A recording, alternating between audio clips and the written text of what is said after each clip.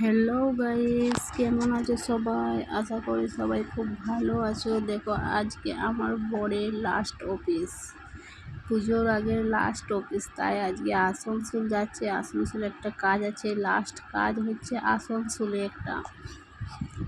আবার 15 দিন পর অফিস ফিরবে।